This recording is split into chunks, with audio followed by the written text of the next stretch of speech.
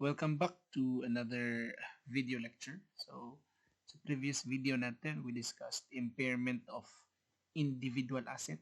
Okay, so this time naman, discuss natin yung impairment of asset. That is a part of a cash generating unit.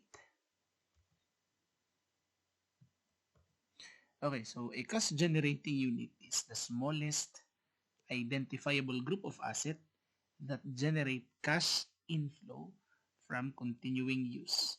Okay, so that are largely independent of the cash flow or inflow from other asset or group of assets. So in a cash generating unit, sila yung group of identifiable asset, okay, that actually or that can actually generate cash inflows themselves independent sa cash inflow of other asset or group of asset. So, the smallest identifiable group of assets na again that generate cash inflow from continuing use. Ayan. In practice, a cash generating unit may be a department. Okay? So, the entire department or a product line, okay, or a factory for which the output of the product and the input of raw material, labor, and overhead can be identified. Yeah. So, itong, for example, isang department. Diba? If you determine a department as a cash generating unit, so, pwede siya, no? So, there are departments that produce cash inflow that are actually not, independent, no? Okay? So, they are, kumbaga, they are independent pa, no? From other department na nagpo-produce din ng cash inflow. Okay? So, it could be also a product line. So, the entire product line. So, of course, the entire product line would produce cash inflow independent of other product line. Ayan. So, as a basic rule, the recoverable amount of the asset shall be determined for the asset individually. So, as previously discussed sa ating video on impairment of individual asset, the recoverable amount of the asset shall be determined for the asset individually. Okay? So, if it is not possible naman to determine the recoverable amount of the individual asset, then the recoverable amount of the cash generating unit in which the asset belongs shall be determined. Okay? So, kung hindi siya practical, no, or if it is impractical to individually determine the recoverable amount of an asset, then pwede naman natin siyang i-value or determine yung kanyang recoverable amount sa cash generating unit mismo wherein the said asset is actually a part of. Okay? So, kumbaga, the entire cash generating unit yung i-value natin or the entire cash generating unit yung hahanapan natin ng recoverable amount. So, the cash generating unit must be the smallest aggregation of assets for which cash flows can be identified and are independent on the cash flow of other assets or group of assets. So, again, the keyword here is independence. No? So, dapat a cash generating unit is independent from the cash flows of other asset or group of asset. So, an aggregation that is too high is prohibited. O, bakit kaya? Okay? Kasi, for instance, no, an entity as a whole, na very profitable siya. Okay? So, as a whole class, ang entity ay very highly profitable. Pero, there are actually departments that are significantly unprofitable.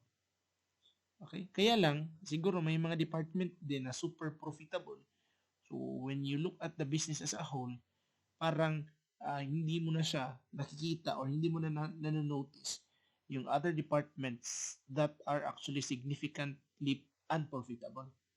Okay? And are cash drain. So, kaya naman, kung i-aggregate mo siya in an entity level, no? So, kumbaga sa buong, sa the entire entity, then hindi mo makikita na may mga departments pala that may be impaired. Okay? Kaya naman, the aggregation natin is better to be done at the department or product line level so that loss-producing assets can be written down to their recoverable amount. So technically, kapag ang isang department, no, or ang isang product line being a cash generating unit is identified to be significantly unprofitable, that is an indication of an impairment. So pwede natin sila kumbaga pwede natin sila ma-assess for impairment. Okay? So illustration. The entity determined that one of its cash generating unit is impaired. So the asset of CGU at carrying amount are as follows. So ito siya. So mayroong building, land, equipment, inventory, and total. So the entity calculated the value in use of the CGU to be 4.5 million. Okay? So compare lang natin carrying amount tapos yung value in use na recoverable amount. So the impairment loss natin is the difference. 1.5 million. So according to PS 36, paragraph 4, when an impairment loss is recognized for a cash generating unit, the loss shall be allocated to the assets of the unit in the following order.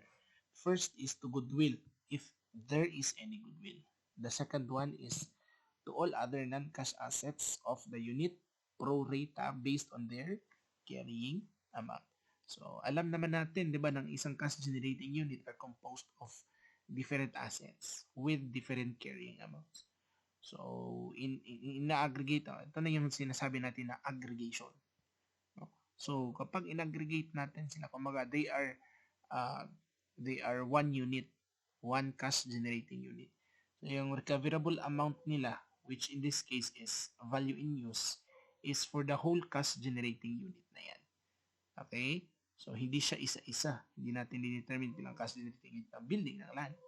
But again, the aggregate recoverable amount of the entire unit, which is 4.5 million. A carrying amount 6 million. So 1.5 million yung impairment loss. Now the question is, dahil maraming assets sa isang cash generating unit, how are we going to record impairment loss? So again, PAS 36 paragraph 4, the impairment loss shall be allocated as follows. First, ihapak na to siya sa goodwill if there is goodwill. The second one, kapag may balance pa, then pro rata based on the carrying amount of the assets. Okay? So, kunin lang natin, no? Ayan. So, ito yung mga carrying amount ng assets natin. So, gawa tayo ng fraction. So, 2.4 million over 6 million, that's 24 over 60. 18 million over 60 million, that's 18 over 60. Ito naman 15 over 60 and 3 over 60.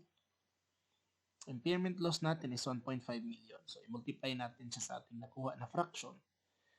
Kaya naman, ang impairment loss attributable or against the building is 600,000. 1.5 million times 18 over 60 to the land, that's 450,000. To the equipment, that's 375. And to the inventory, that's 75,000. So, to record impairment loss, we debit impairment loss for 1.5 million. Credit mo sa building, attributable to the building, 600,000. So that's accumulated depreciation. Okay? Hindi natin siya automatic sa building account, but to the accumulated depreciation building account, 600. To the land, wala namang accumulated depreciation ng land. To the equipment, accumulated depreciation at the equipment, 375,000. And to inventory. Okay? So, nahitabo is ang impairment loss, ibahin-bahin nato against these assets based on their carrying amounts. Okay? Ayan. Okay, another illustration. An entity has determined that its Fine China division is a cash generating unit. So the entity calculated the value in use of the division to be 8 million. So yung cash generating unit na division ay may asset na building, equipment, and inventory with a total carrying amount of 10 million. So as determined, 8 million man lang daw yung value in use.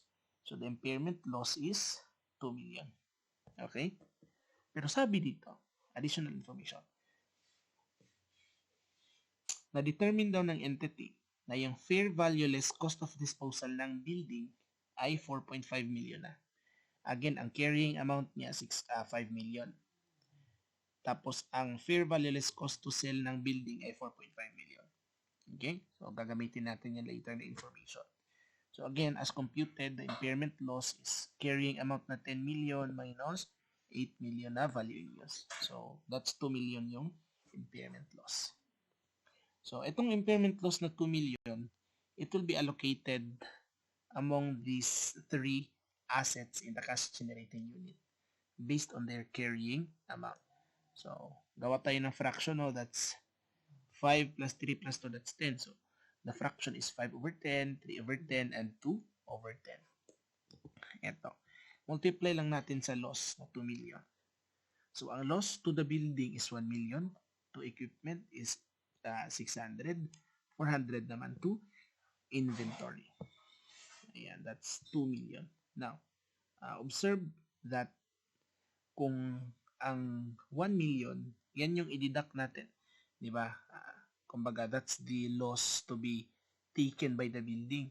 So, as you can see, 5 million carrying amount sa building minus yung share niya sa loss na 1 million. So, magkano na lang yung balance ng building? 4 million na lang. Again, that's 5 million minus 1 million. Hindi yan pwede. Bakit? Kasi 4.5 million dapat ang fair value less cost of sale. At according to paragraph 105 of PS 36, the carrying amount of an asset shall not be reduced below the highest of fair value less cost to sell, value in use, and 0. Dito, yung fair value less cost to sell niya is 4.5 million man. So, hindi pwede na ang 5 million na building, after niya ma-take up ang loss, mag-fall below 4.5 million. Ito lang dapat yung minimum na reduced carrying amount ng building.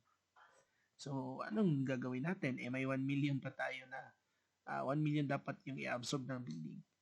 Dito 500,000 lang pala yung pwede niya i-absorb. That's 5 million minus 500,000. Kaya 4.5 million. Hindi na pwede below 4.5 million pa. Kasi yun yung less FV less cost to sell of the building. So the amount of impairment loss that would otherwise have been allocated to the asset shall be reallocated yan. So, pro rata to the other assets of the cash generating unit. Kaya naman, only 500,000 lang yung pwede i-allocate kay building. Kasi 500,000 lang yung pwede natin i-deduct para maging 4.5 million siya. Yung balance naman na 500,000, saan yan galing? Ito sa 1 million minus 500,000 na pwede lang niyang ma-absorb. The other 500,000 is to be reallocated by the equipment and inventory. Okay? So, ayan. So, to reallocate, ito na siya. Ang allocated loss, diba, ito yon. Ito, 1 million kay building, 600 kay equipment, 400 kay inventory. So, ito sila. Okay? Tapos, sabi natin, 1 million, 500,000 lang man pwede ang ma-allocate kay building. So, i-deduct natin yung 500,000 dyan. Okay? Para 500,000 lang yung impairment loss to building. So, the 500,000 is to be reallocated to the equipment and inventory again based on their carrying amount. So, ang carrying amount ng equipment at inventory ay 3 million at 2 million. So, 3 plus 2, that's 5 million. Also, yung natin, yung fraction natin is 3 over 5 and 3 over 5 and 2 over 5 for purposes of reallocating the other 500,000. So, the 500,000 is to be reallocated to equipment for 300 and 200 naman to inventory. Okay? So, ito na yung final allocation of impairment. Kay building, again, 500,000 lang. Kay equipment is 900,000 na. That's 600 plus 300. And inventory, that's 600,000 na. That's 400 plus 200. So, the impairment loss is 500 plus 900. That's 1.4 million plus 600. That's 2 million. Okay? Which is this one. So, the journal entry is debit impairment loss. 2 million, credit accumulated depreciation sa building na 500,000, accumulated depreciation to the equipment niya 900,000, and inventory credit yeah 600,000. Okay? So after the adjustment, the carrying amount of the building is 4.5 million. That's carrying amount of the building na 5 million minus eto uh, absorbed na impairment loss niya 500,000. 4.5 million, which is actually equal to the fair value less cost of disposal. Okay? Yeah.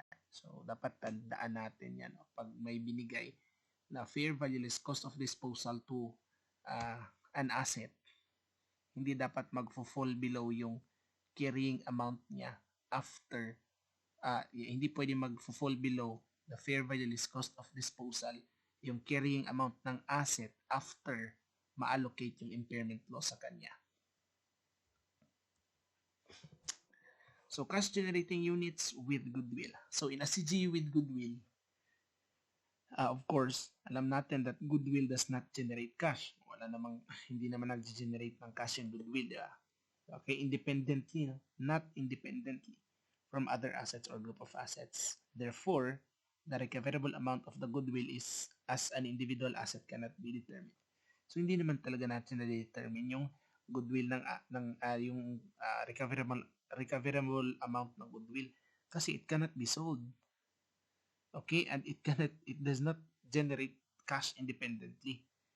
So as a consequence, if there is an indication that goodwill may be impaired yan, recoverable amount is determined for the cash generating unit in which goodwill belongs. So for example, sa Department 1 si goodwill na belong, pag impaired siya, i-test mo lahat ng Department 1 na ang Department 1 na asset as a cash generating unit kasi doon na belong yung goodwill. Okay? PS 36 paragraph 90 provides that a cash generating unit in which goodwill has been allocated shall be tested for impairment. Dahil goodwill is an intangible asset, so it should be tested for impairment at least annually. Okay?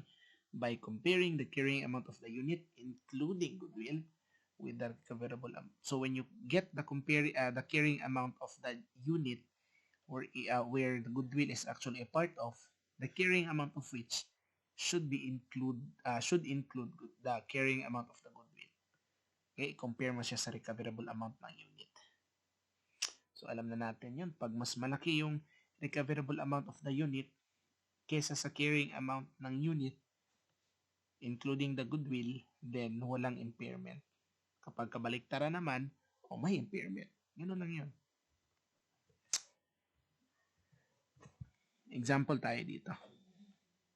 So, ang cash generating unit natin ay PPE, patent, and goodwill. So, 6 million daw yung carrying amount nila. An annual impairment review is required as the cash generating unit contains goodwill.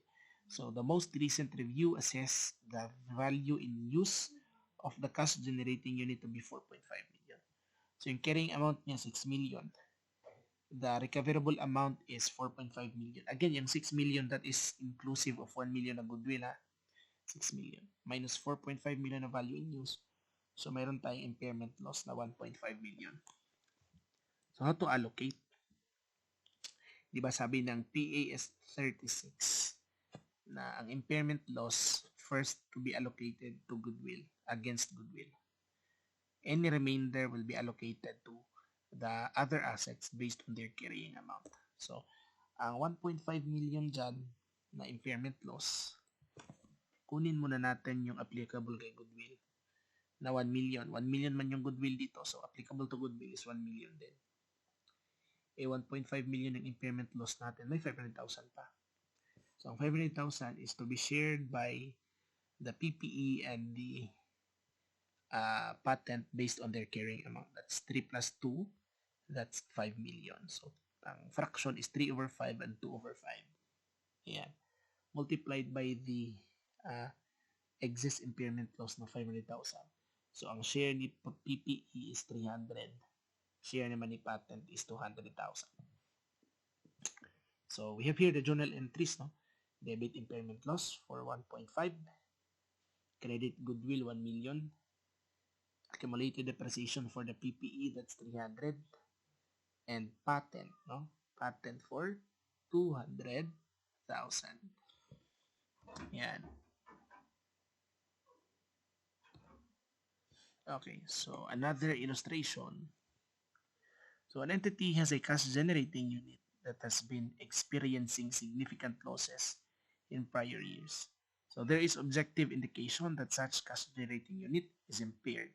So at current year end, the cash generating unit is tested for impairment with the following assets and liabilities.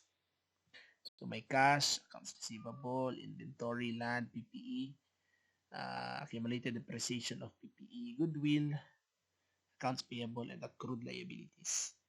So it is reliably determined na ang value in use of the cash generating unit is 8 million. So ito yung value in use or ito yung recoverable amount niya.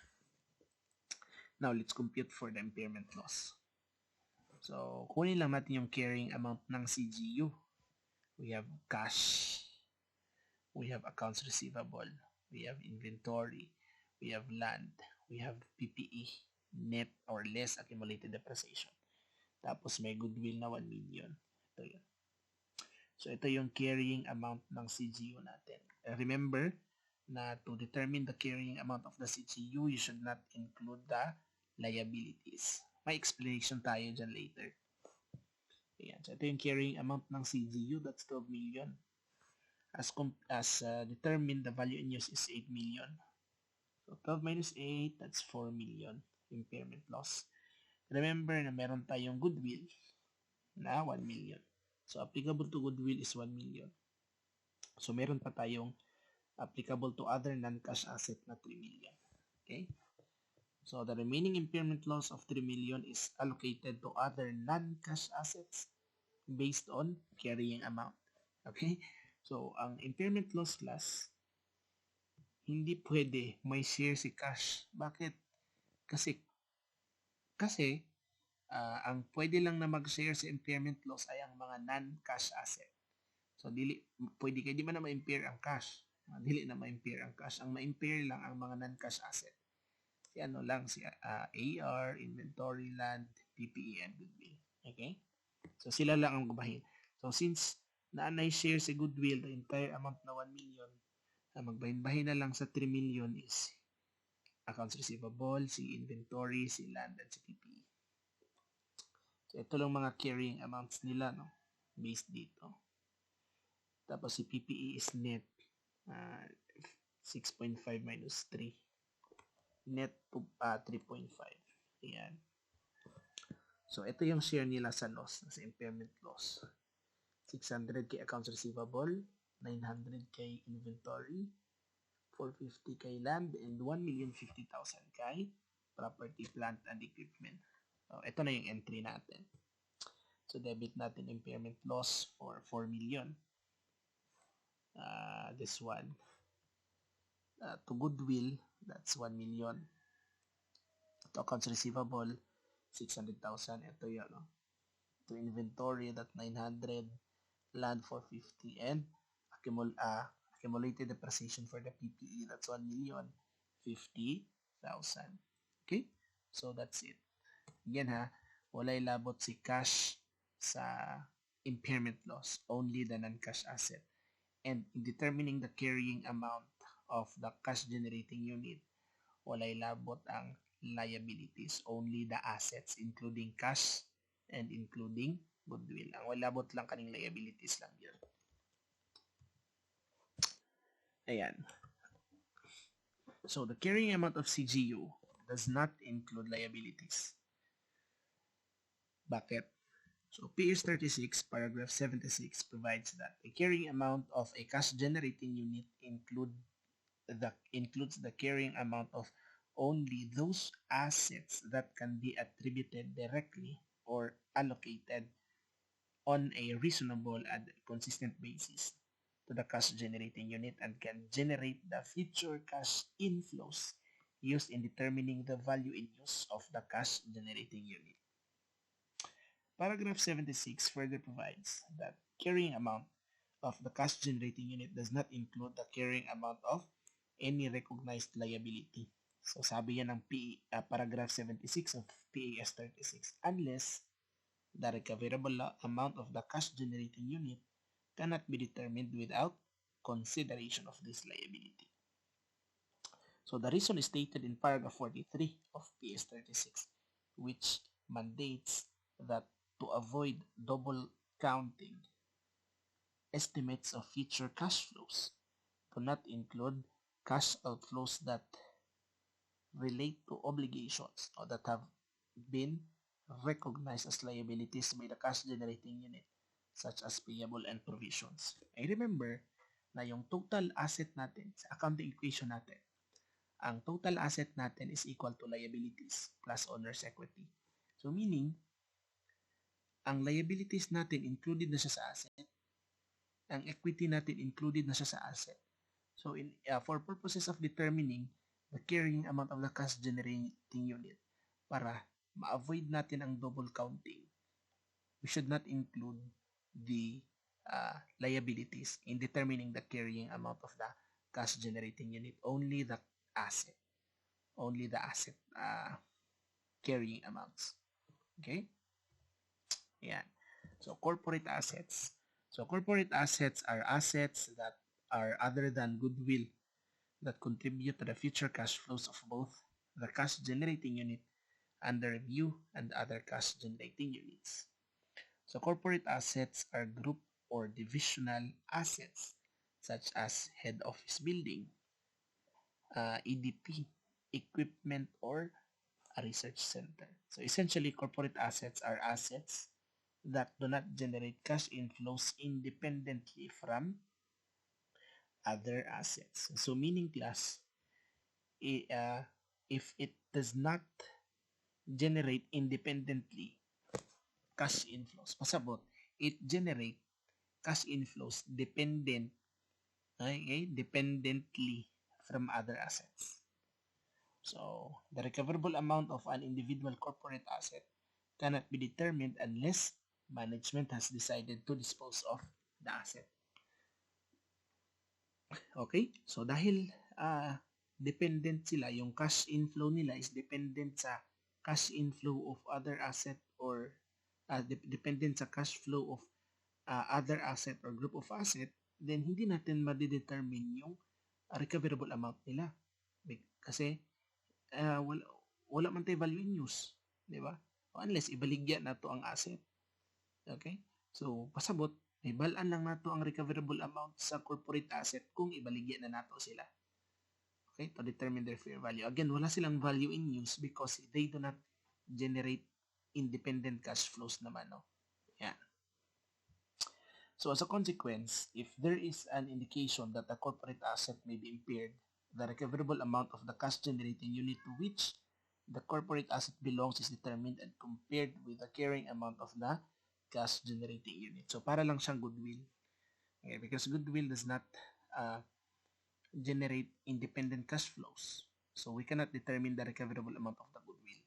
So if it is impaired, then we have to test the impairment of the entire cash generating unit to which goodwill belongs. Corporate assets as well cannot be determined, or the recoverable amount of the assets cannot be determined unless they are to be disposed of. Why? Because in the first place, wala silang value in use because they do not independently generate cash flows. Second one, kung wala silang value in use, then the recoverable amount is the fair value less cost of disposal. So meaning, we can only determine the recoverable amount of the corporate assets if and when the said assets are to be disposed of. Okay? Yeah. For example, an entity has two cash generating units, CGU1 and CGU2. There is no goodwill allocated to the cash generating units. The carrying amounts of the cash generating units are, so kay 1 is 10 million, 15 million kay 2.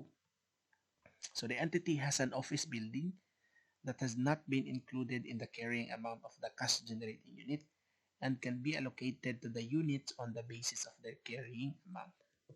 Okay? So, may dalawa siyang CGU. No?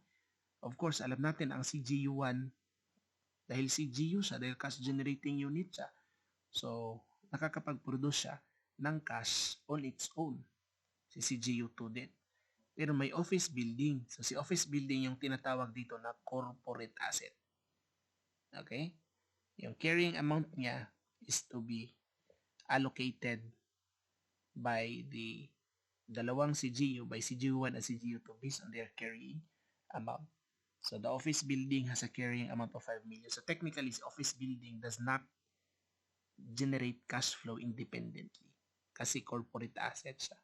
So, yung carrying amount niya na 5 million to be shared by CGU1 and CGU2. So, the entity calculated the value in use of the cash generating units as follows. So, si CGU1, 9 million yung value in use niya or recoverable amount. Si cash generating unit 2 is 19 million. Okay? So, the carrying amounts of the units, including the allocated portion of the office building, are determined as follows. Again, si office building ay to be shared by CGU1 and CGU2 based on their carrying amount. So, yung 5 million, 2 million na pupunta kay CGU1, 3 million kay CGU2. Okay? Paano kinuha? Oh, that's 10 plus 15, that's 25. So, the 5 million is allocated to CGU1 by 10 over 25 times 5 million. Ito yun. And then 3 million is to CGU2. So the total carrying amount of CGU1 and CGU2, including the allocated portion of the office building, is for CGU1, that's 10 plus 2, that's 12 million. 15 plus 3, that's 18 million. O, di ba na-determine natin yung carrying amount ng ang value in use or recoverable amount ng CGU1 and CGU2. So, 9 million daw kay CGU1, CGU2 is 19 million. So, as you can see, yung impaired si CGU1 lang. Kasi yung value in use na or recoverable amount niya is less than its carrying amount. So, siya lang yung impaired, no, for 3 million. So, CGU2 is not impaired because the value in use is higher than the carrying amount. So, yung impairment kay CGU1 na 3 million will be allocated as follows. Other assets, katong sa 10 million lang yun, no? And katong sa office building. Diba, ang share ni CGU1 sa office building is 2 million. So, for purposes of allocating the 3 million impairment loss, 2 million po siya dire. So, 10 plus 2, that's 12 million. So, 10 over 12, 2 over 12. So, 10 over 12 times the impairment loss na 3 million, 2.5 million ang loss to the other assets of CGU1. Ang kay office building naman is 500,000. Okay? So, that's how are you going to allocate impairment loss on corporate assets. No? Ayan.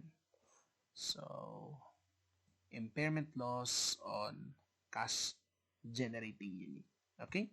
So, that's it. No? That's it for impairment of asset. No? So, yung previous video lecture natin, that's impairment of asset na individual asset.